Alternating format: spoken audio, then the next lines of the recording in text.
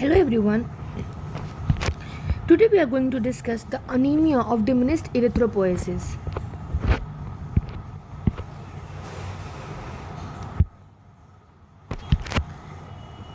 The most common and important सबसे common और most important anaemia जो कि एसोसिएटेड है रेड सेल के अंडर प्रोडक्शन से और those are caused by the nutritional deficiency and that is पहले तो न्यूट्रिशनल डिफिशियंसी हो गया, उसके बाद followed by those arise secondary to coronary inflammation और रीनल फेलियर. मीन सबसे कॉमन जो रेड सेल एनीमिया है that is the nutritional deficiency anaemia, ठीक है ना. एंड उसके बाद फिर क्रॉनिक इन्फ्लामेशन, ठीक है, रीनल फेलियर और also included less common disorder जो कि लीड करता है जनरलाइज्ड बोन, मतलब कि which is less common but it lead to anaemia. They are the bone marrow failure, जैसे कि aplastic anaemia, primary haematopoietic neoplasm, okay, an infiltrative disorder that replace the marrow. Example is metastatic cancer, disseminated granulomatous disease. तो हम लोग क्या बोलेंगे कि जो सबसे मोस्ट कॉमन जो एन इम्पॉर्टेंट एनीमिया जो कि रेड ब्लड के अंडर प्रोडक्शन से रिलेटेड है that is the nutritional deficiency anaemia. उसके बाद और इसमें और भी सेकेंडरी कॉज भी हो सकते हैं, जैसे primary cause that is the nutritional deficiency and secondary is the chronic inflammation, renal failure. और जो मतलब लेस कॉमन है बट वो भी रीज़न है, they are the bone marrow failure, okay, जैसे कि aplastic anaemia, primary haematopoietic neoplasm हो गया, जो हेमाटोपोएटिक सेल है उसमें कैंसर हो गया, ओके. एक इन्फिल्ट्रेटिव डिसऑर्डर है जिसमें कि मैरो का मतलब रिप्लेस हो गया, जैसे कि metastatic cancer, granulomatous disease. So first we are going to discuss the extrinsic cause of the diminished erythropoiesis. So first we are going to look the megaloblastic anemia. This is the most common theme of the theme among the various. मतलब megaloblastic anemia का बहुत सारे theme हो सकते हैं, okay. But the most common theme is that is there is an impairment of the DNA synthesis, जिससे क्या होता है इनइफेक्टिव हेमाटोपोएसिस होता है और मॉर्फोलॉजिकल चेंज मतलब डिस्टिंक्टिव मॉर्फोलॉजिकल चेंज होता है, जिससे कि abnormally large erythroid precursor and red cell. तो दिस मीन्स कि जो सबसे जो मेन कॉज है कि जिससे मेगालोब्लास्टिक एनीमिया होता है, उसका मेन कॉज है कि जो डीएनए सिंथेसिस है उसमें इम्पेयरमेंट, मतलब वो अच्छे से डीएनए सिंथेसिस नहीं हो रहा है, जिससे कर इसका मतलब क्या है इनइफेक्टिव हेमाटोपोएसिस हो रहा है, ठीक है. उसके बाद मॉर्फोलॉजिकल चेंज देयर इज जिसमें कि large erythroid precursor red cell उसमें इंक्लूड होता है नॉर्मली. तो दिस इज द रीज़न. अब जो the cause of megaloblastic anaemia है that is given here and the following. What are the causes of megaloblastic anemia? तो सबसे पहले है विटामिन B12 डेफिशिएंसी, ठीक है. विटामिन B12 डेफिशिएंसी के कारण मेगालोब्लास्टिक एनीमिया होता है, फॉलिक एसिड डेफिशिएंसी के कारण मेगालोब्लास्टिक एनीमिया होता है, और unresponse to vitamin B12 and folic acid therapy के कारण भी मेगालोब्लास्टिक एनीमिया होता है. तो विटामिन B12 डेफिशिएंसी में सबसे पहले तो अगर हम लोग डिक्रीज इनटेक मतलब खाना ठीक से नहीं लेते हैं, जैसे कि इनएडिक्वेट डाइट, वेजिटेरियन दोनों में, ठीक है, अगर अच्छे से खाना नहीं ले रहे हैं या फिर जो वेजिटेरियन पर्सन है उनमें दोनों में विटामिन B12 की डिफिशिएंसी हो सकती है. इम्पेयर्ड एब्जॉर्प्शन, ठीक है, इम्पेयर्ड एब्जॉर्प्शन जैसे कि इंट्रिंसिक फैक्टर की डिफिशियंसी हो गई है, पर्नीशियस एनीमिया, ठीक है ना, gastrectomy, malabsorption stresses, diffuse intestinal disease like lymphoma, systemic sclerosis, ठीक है ना, फिर स्टेप बॉम infection, iliac resection, bacterial overgrowth in blind loop and diverticular ball.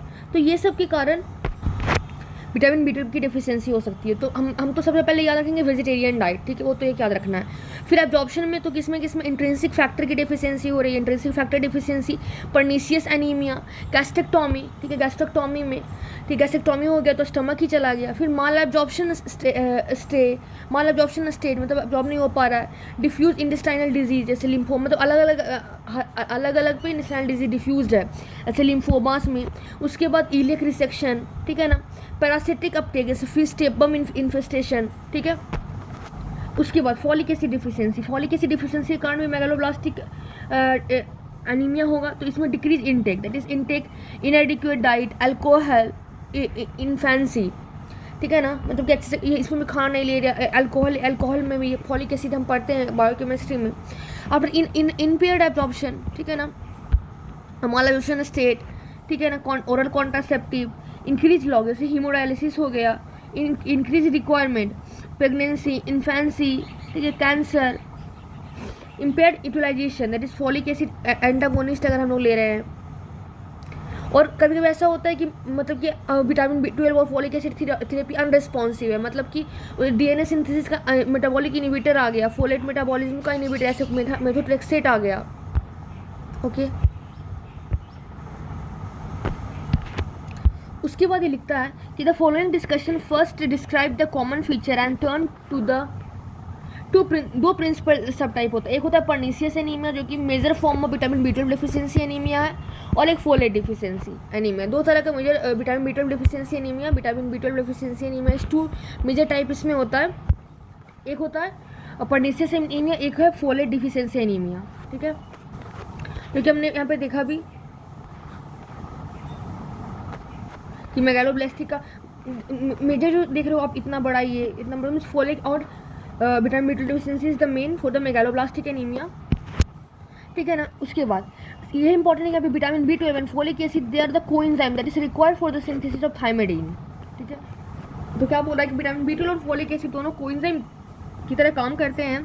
ठीक है ना, that is required for synthesis of thymidine, that is one of the 4 basis present in the found in the DNA। अगर deficiency हो जाए ये vitamin का या impairment हो जाए मेटाबॉलिज्म का, जिससे क्या होता है nuclear maturation. So this we will remember कि जो विटामिन B12 फॉलिक एसिड है वो कोएंजाइम्स है जो कि रिक्वायर्ड होता है फॉर सिंथेसिस ऑफ थियामिडिन। ठीक है ना, one of the 4 bases found in the DNA।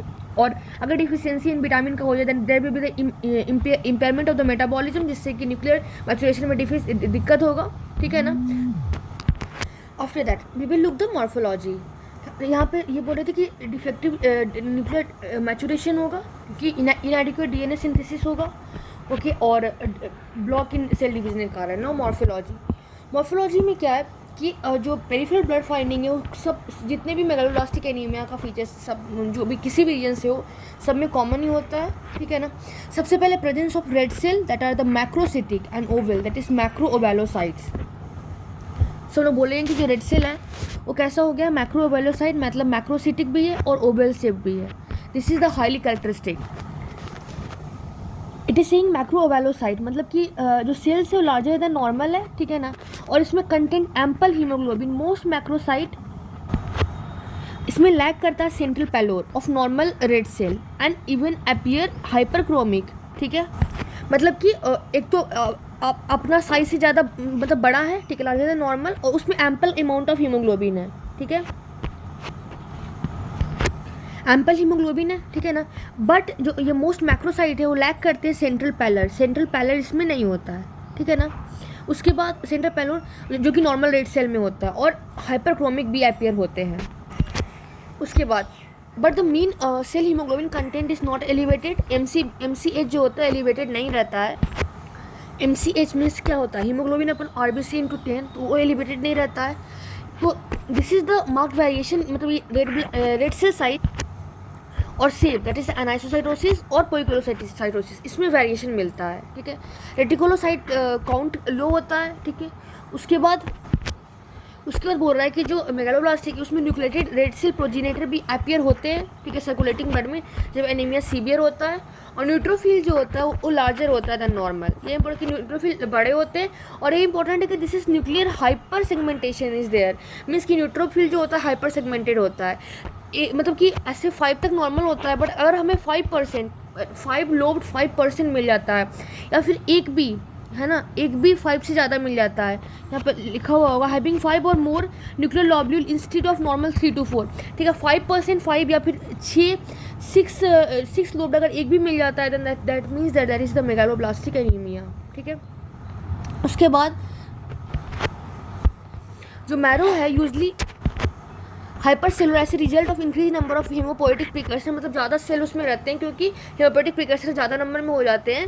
और मेगालोब्लास्टिक चेंजेस जो डिटेक्ट होते हैं are detected at all the stage of erythroid development, मतलब कि मेगालोब्लास्टिक चेंज हर एक स्टेज ऑफ इरेथ्रोइड डेवलपमेंट में हमें डिटेक्ट कर सकते हैं।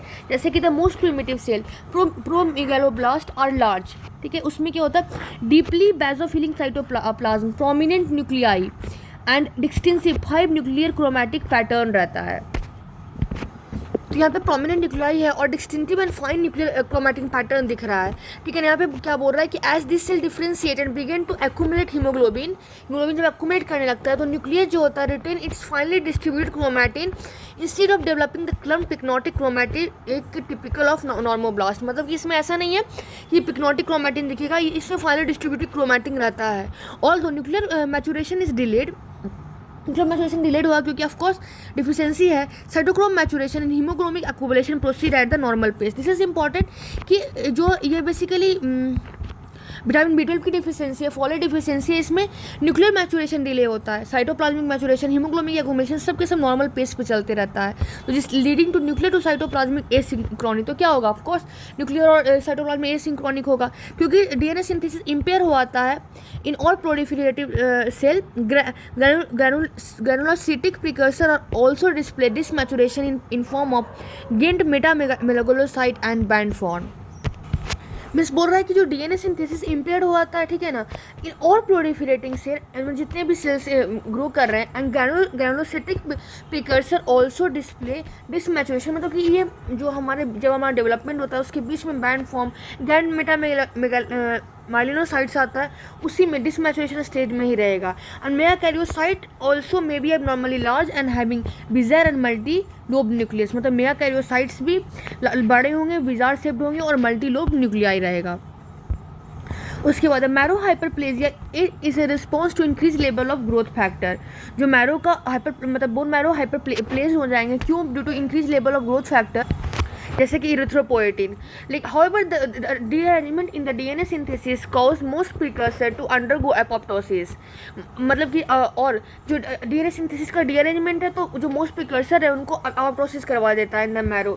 हमने पढ़ा है कि जब भी डैमेज टू डीएनए में प्रॉब्लम होता है then that lead to apoptosis, ठीक है। इंट्रिंसिकली वो एक्टिवेट कर जाते हैं जिससे कि एपोप्टोसिस हो जाते हैं। An example of ineffective haematopoiesis and this lead to pancytopenia, and the anemia is further exacerbated by a mild degree of red cell hemolysis of uncertain erythrobiology. So pancytopenia हो जाएगा और मतलब कि mild degree of red cell haemolysis भी होता है जिसका कोई भी मतलब कोई प्रॉब्लम हमें नहीं पता है। आफ्टर दिस तो हम लोग को मेन थिंग जो कि मेगालोब्लास्टिक एनीमिया में याद रखना है, that is the main thing is कि सबसे पहले जो रेड सेल होंगे वो मैक्रोसिटिक होंगे and oval, that is macro ovalocyte, okay. उसके बाद इसमें जो हीमोग्लोबिन तो एम्पल अमाउंट में रहेगा, बट न्यूक्लियर और साइटोप्लाज्मिक का जो डेवलपमेंट है, जो उनका ग्रोथ रेशियो बिल्कुल भी डिफरेंट रहेगा। न्यूक्लियर मैच्योर नहीं होगा और साइटोप्लाज्म मैच्योर हो जाएगा। इसमें सेंट्रल पैलोर नहीं रहेगा जैसे कि नॉर्मल सेल में रहता है, और ये हाइपरक्रोमिक भी दिख सकता है क्योंकि इसमें हीमोग्लोबिन है। उसके बाद मीन MCH इसमें एलिवेट नहीं हो रहा, ठीक है। There is difference in red cell size and shape. Reticulocyte count low ही रहेगा, ठीक है ना। उसके बाद इसमें हाँ सबसे इंपॉर्टेंट कि न्यूट्रोफिल जो है वो लार्जर देन नॉर्मल है, मतलब कि न्यूक्लियर में हाइपर सेगमेंटेशन मतलब मोर देन 5 ग्लोब्यूल्स दिखेगा तो एक भी दिखेगा अगर 6 लोब, तो that we will say that it is the megaloblastic anaemia, ठीक है। उसके बाद जो बोन मैरो होगा उसमें हम लोग देखेंगे कि जो मेगालोब्लास्टिक चेंजेस क्या क्या रहेंगे। तो जो प्रो मेगालोब्लास्ट है वो बड़ा रहेगा, डीपली बेसोफिलिक साइटोप्लाज्म रहेगा, ठीक है ना, प्रोमिनेंट न्यूक्लियाई, ठीक है ना, क्योंकि इमैच्योर है ना इसलिए हमें बड़े बड़े दिखेंगे। फिर जो giant metamyelocyte and band form में हमें मतलब कि रेड ब्लड सेल हमें दिखेगा। This is the main thing that we have to remember in megaloblastic anaemia. Now we are going to look the vitamin B12 deficiency anemia, that is the pernicious anemia. Okay, here एक pernicious anemia था, we will first look the pernicious anemia. Pernicious anemia क्या है? एक specific form of megaloblastic anaemia है जो कि होता कैसे, due to the autoimmune gastritis, ठीक है ना। It is caused by autoimmune gastritis जो कि इम्पेयर करता है प्रोडक्शन ऑफ इंट्रिंसिक फैक्टर जो कि चाहिए होता है vitamin B12 uptake from the gut. मतलब क्या कि मतलब ये ऑटो इम्यून गैस्ट्राइटिस से होगा कि जो कि इम्पेयर कर देता है किस चीज़ को, इम्पेयर मतलब कि प्रोडक्शन ऑफ इंट्रिंसिक फैक्टर। और इंट्रिंसिक फैक्टर क्यों इतना ज़रूरी है? क्योंकि वे रिक्वायर्ड होता है कि विटामिन B12 को अपटेक उठाने के लिए from the gut, okay. Now we will look the normal vitamin B12 metabolism. Vitamin B12 जो एक कम्प्लेक्स होता है वो ऑर्गेनोमेटालिक कंपाउंड है, इसको हम लोग कोबैलामिन भी बोलते हैं, जो कि प्रेजेंट होता है एनिमल प्रोडक्ट में जैसे कि मीट में, फिश में, मिल्क में और एग में, ठीक है। तो विटामिन B12 क्या है? एक ऑर्गेनोमेटालिक कंपाउंड है, ठीक है, जिसको हम लोग कोबैलामिन भी बोलते हैं और जो कि एनिमल प्रोडक्ट में प्रेजेंट होता है, जैसे कि मीट में, फिश में, मिल्क में और एग में। और डेली रिक्वायरमेंट कितना है, 2 to 6 माइक्रोग्राम। उसके बाद ये बोल रहा है कि एक डाइट जो कि जिसमें एनिमल प्रोडक्ट रहता है, ठीक है ना, तो एक डाइट जिसमें कि एनिमल प्रोडक्ट होता है उसमें मतलब कि जो मिनिमल 2 to 3 माइक्रोग्राम है, उससे ज़्यादा ही मतलब रहता ही रहता है, ठीक है ना। नॉर्मली रिजल्ट इन और इंट्राहिपैटिक स्टोर्स ऑफ विटामिन B12 भी मतलब वो स्टोर हो जाता है, जो कि बहुत बहुत ईयर्स के लिए मतलब वो सफिशियंट रहता है।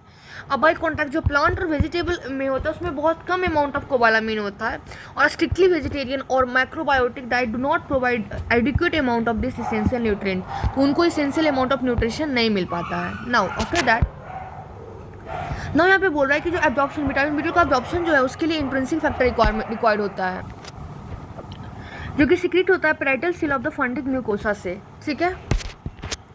उसके बाद विटामिन B12 जो है ये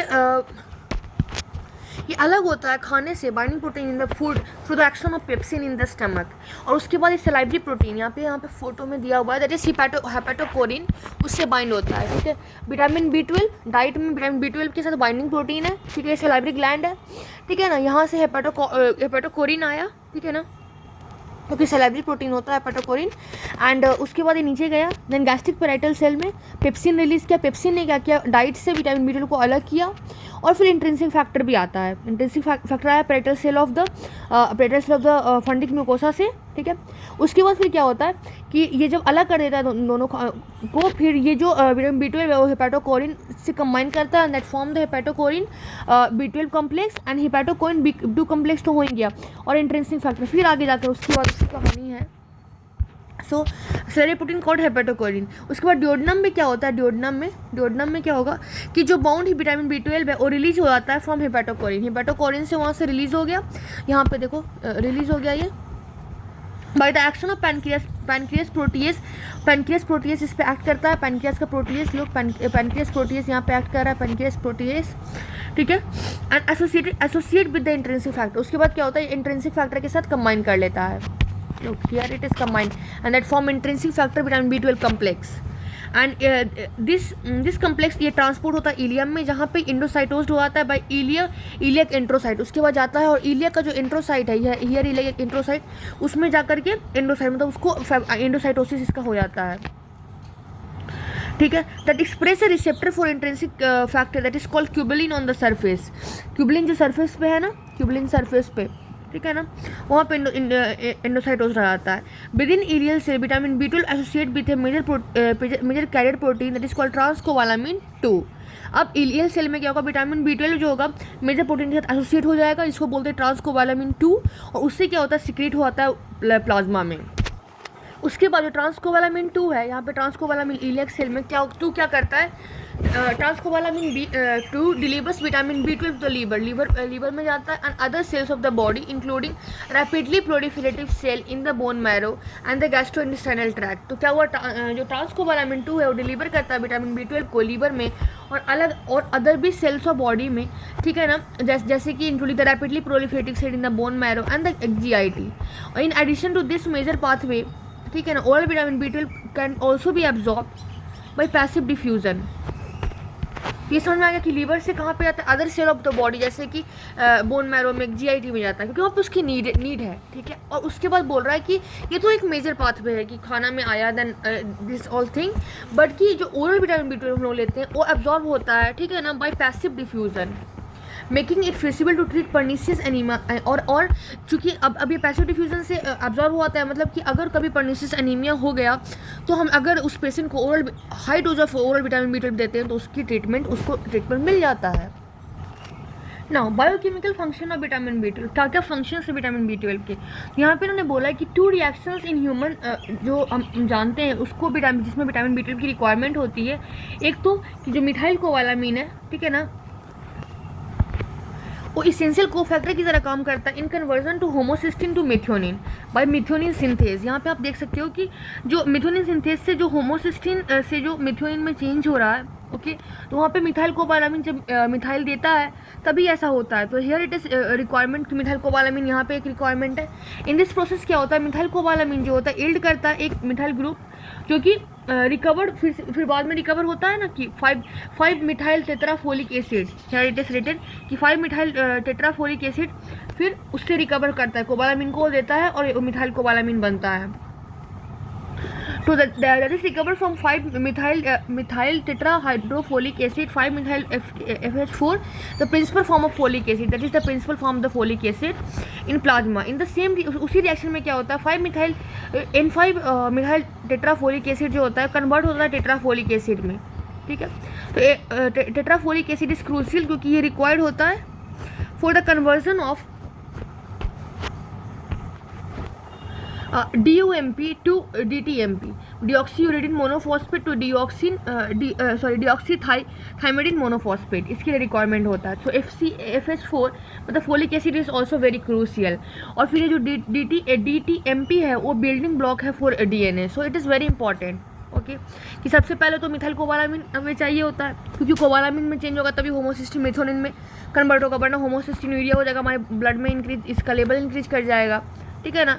उसके बाद फिर जैसे ही फिर कोबालामिन है उसके फिर N5 मिथाइल टेट्राफोलिक एसिड जो है FH4 में चेंज होना जरूरी ही है. तो अगर मिथाइल कोबालामिन में चेंज होगा तभी तो N5 मिथाइल टेट्राफोलिक एसिड को किसी को मिथाइल देगा, वहाँ पे देगा. फिर टेट्राफोलिक एसिड जो है उसकी रिक्वायरमेंट DUMP को DTMP में चेंज करने के लिए होता है, वो इम्पॉर्टेंट है, तभी DNA का सिंथेसिस होगा. ठीक है ना. सो हियर फोलिक एसिड और इसीलिए यहाँ पे लिखा भी है कि whatever the mechanism is the lack of folate is the proximate cause of anaemia and vitamin B12 deficiency. As the मतलब एनीमिया इंप्रूव हुआ था जब हम लोग एडमिनिस्ट्रेट करते हैं फॉलिक एसिड को. ओके, उसके बाद लिखा है कि the neurological complication associated with the vitamin B12 deficiency are more enigmatic because क्योंकि ये they are not improved. Okay, may actually be worsened by folate administration. तो यहाँ पे हम लोग देखेंगे कि विटामिन B12 की डिफिशियंसी से कौन से न्यूरोलॉजिकल कॉम्प्लिकेशंस होते हैं जो कि इम्प्रूव नहीं होता है फॉलेट एडमिनिस्ट्रेशन के बारे उनको देने से. तो वही दो अदर नोन मैकेनिज्म जो डिपेंड करता है विटामिन B12 पे, that is the isomerization of methyl malonyl coenzyme A to succinyl coenzyme A. ठीक है ना, यहाँ पे दिया हुआ यहाँ पे एक रिएक्शन होता है that is the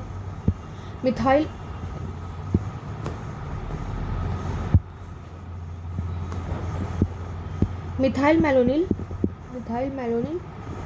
coenzyme A. अगर वहाँ पे विटामिन B12 वगैरह हम लोग देते हैं then it change into succinyl coenzyme A. और इसमें एंजाइम रिक्वायर्ड होता है methyl malonyl MM coenzyme A synthase. Okay, sorry mutase.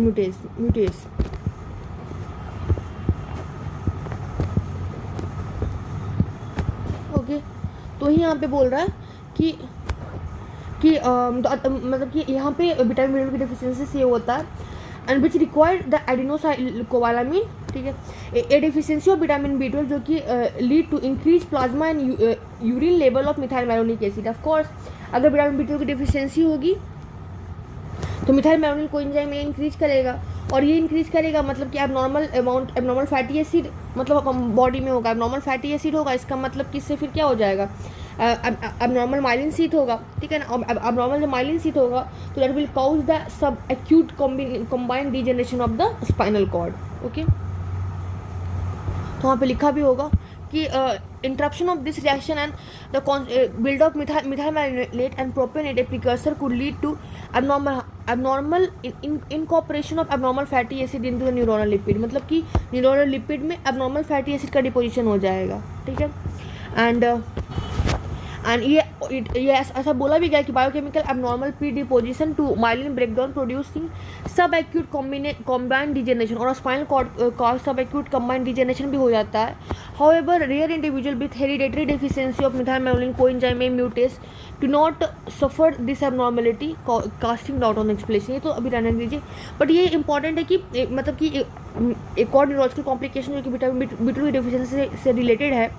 Okay, और वो फॉलेट एडमिनिस्ट्रेशन से ठीक नहीं होगा. Okay, and that is the कि मिथाइल मेलोनिन कोएंजाइम A का पॉलीमराइजेशन आइसोमराइजेशन हो जाना methyl malonyl by the enzyme of methyl malonyl coenzyme A to the succinyl coenzyme A. ठीक है ना. Now what are the pathogenesis of pernicious anaemia. तो pernicious anaemia basically it is believe that it is result from an autoimmune attack on the gastric mucosa, ठीक है, मतलब auto immune disorder है वो भी गैस्ट्रिक म्यूकोसा का, ठीक है। हिस्टोलॉजिकल पहले भी हमने पढ़ा था कि मतलब क्रॉनिक एट्रोफी गैस्ट्राइटिस हुआ जिससे के कारण क्या हुआ, लॉस ऑफ पेराइटल सेल हुआ, ठीक है ना। आफ्टर दैट वहाँ पे प्रोमिनेंट इन्फिल्ट्रेट हुआ लिम्फोसाइट का और प्लाज्मा सेल का, और मेगालोब्लास्टिक चेंजेस हो गया इन म्यूकोसल सेल, ठीक है, जो जैसा कि इरेथ्रॉइड प्रिकर्सर में पाया जाता है। तो इंपॉर्टेंट याद रखना है कि ये ऑटोइम्यून डिसऑर्डर है। गैस्ट्रिक म्यूकोसा में क्रॉनिक एट्रोपिक गैस्ट्राइटिस पहले होता है, उससे फिर लॉस ऑफ पेराइटल सेल होता है, फिर वहाँ पे infiltrate lymphocyte plasma cell infiltrate कर जाता है, and megaloblastic changes in mucosal cell that is occur there. After that 3 तरह का ऑटो एंटीबॉडीज प्रेजेंट होते हैं इन मतलब मोस्टली में, but not in all the patient. 75% of patient में क्या होता है, टाइप 1 एंटीबॉडी प्रेजेंट होता है जो कि ब्लॉक करता है binding of vitamin B12 to intrinsic factor. मतलब सबसे पहला जो ग्रुप ऑफ एंटीबॉडी ये है क्या होता है, विटामिन B12 को इंट्रिंसिक फैक्टर से, विटामिन B12 को हियर विटामिन B12 को इंट्रिंसिक फैक्टर से बाइंड करने में रोकता है। उसके बाद टाइप 1 जो एंटीबॉडी है वो प्लाज्मा में मिलता है और गैस्ट्रिक जूस में भी मिलता है। टाइप 2 एंटीबॉडी है प्रिवेंट करता है binding of intrinsic factor vitamin B12 complex, ठीक है। टाइप 1 एंटीबायोटिक के बारे में हमने देख लिया था, एंटीबॉडीज़ की क्या करता है कि binding of vitamin B12 to intrinsic factor उसको नहीं होने देता है, ठीक है। टाइप 2 एंटीबॉडी जो है वो प्रिवेंट करता है binding of the intrinsic factor vitamin B12 complex, और ये प्रेजेंट होता है large proportion of patient with pernicious anaemia में। जो बोथ टाइप 1 और टाइप 2 हैं एंटीबॉडीज़ वो प्रेजेंट होते हैं और found in plasma and gastric juice. और टाइप 3 एंटीबॉडी जो है प्रेजेंट है 85 to 90% ऑफ पेशेंट, और recognise the alpha and beta subunit of the gastric protein pump, a component of the microvilli of the canicular system of the gastric parietal cell. Type 3 antibody जो होता है specific नहीं होता है, they are found in as 50% ऑफ older people with idiopathic chronic gastritis के patient में present होता है। So this was the 3 type of antibody जो कि अलग अलग पेशेंट में प्रेजेंट होता है। आफ्टर दैट उसके बाद इन्होंने बोला है कि जो ऑटो एंटीबॉडीज़ हैं वो डायग्नोस्टिक है, ऑफकोर्स डायग्नोस्टिक क्वांटिटी में यूज़ करेंगे, but it are not thought to be the primary cause of gastric pathology. But ये प्राइमरी कॉज नहीं इनको बोल रहे हैं गैस्ट्रिक पैथोलॉजी का, रैदर इन्होंने बोला it seems that an auto reactive T cell response initiate gastric mucosal injury. मतलब ऐसा लगता है कि जो auto reactive T cell response है वही गैस्ट्रिक म्यूकोसल इंजरी को इनिशिएट करते हैं और ट्रिगर करते हैं फॉर्मेशन ऑफ ऑटो एंटीबॉडीज़। जब mass of intrinsic factor secreting cell threshold के नीचे हो जाता है and reserve of store vitamin B12 deplete हो जाता है, तब एनीमिया डेवलप होना शुरू हो जाता है। Notably, pernicious anemia is also associated with other autoimmune disorder, particularly autoimmune thyroiditis, adrenalitis, suggesting that it arises in individual pre-deposition of development। मतलब कि बहुत सारे एक तो टाइप 1 टाइप 2 टाइप 3 एंटीबॉडीज़ बन गया, एक है कि गैस्ट्रिक पैथोलॉजी में, एक है कि auto reactive T cell response के कारण मतलब कि ऑटो एंटीबॉडीज़ बनने लगता है। कहीं पे ये है कि intrinsic factor secreting cell below threshold हो जाता है जिसके कारण एनीमिया डेवलप कर जाता है, ठीक है ना। और पर्नीशियस एनीमिया और भी एसोसिएट होते हैं ऑटोइम्यून डिसऑर्डर के कारण, लाइक पर्टिकुलर लाइक ऑटोइम्यून थायराइडिस के साथ, एड्रेनालाइटिस के साथ, ठीक है ना। This was the thing. After that vitamin B12 की डिफिशियंसी और भी अदर कॉजेज के कारण हो सकता है। पर्नीशियस एनीमिया के अदर कॉजेज के अलग कारण के कारण भी most of them empire absorption of the vitamin, ठीक है ना। मोस्टली क्या करते हैं, इम्पेयर होता है absorption of vitamin at one of the step and with achlorhydria and loss of pepsin secretion. जैसे ही कुछ ओल्डर एडल्ट में होते हैं तो विटामिन B12 उसमें भी not readily release, protein food के जो प्रोटीन फूड है उससे रिलीज नहीं होगा, ठीक है ना। अगर किसी पेशेंट को गैस्ट्रिक्टॉमी हो गया है तो इंट्रिंसिक फैक्टर ही लॉस्ट हो गया है, मतलब अगर स्टमक ही हट गया तो इंट्रिंसिक फैक्टर कहाँ से आएगा। With insufficient of exocrine pancreas, vitamin B12 cannot be released from hepatocorrin vitamin B complex, क्योंकि वहाँ पे पैनक्रियास प्रोटीएज चाहिए होता था। यहाँ पे अगर पैनक्रियास प्रोटीएज मान लीजिए अवेलेबल नहीं है तो क्या रिलीज होगा, splitting of haptocorrin vitamin B12 complex नहीं होगा, ठीक है। इलियक रिसेक्शन और डिफ्यूज इलियक डिजीज, अगर इलियक डिजीज हो गया वो भी प्रिवेंट करता है adequate absorption of intrinsic factor vitamin B12 complex, ठीक है। कुछ स्टेप पम्प पर्टिकुलरली जब हम कोई रॉ फिश खा लिया, ठीक है, वो कॉम्पिटिट करता है होस्ट फॉर विटामिन B12 और ये भी एक डिफिशियंसी स्टेट में ला देता है।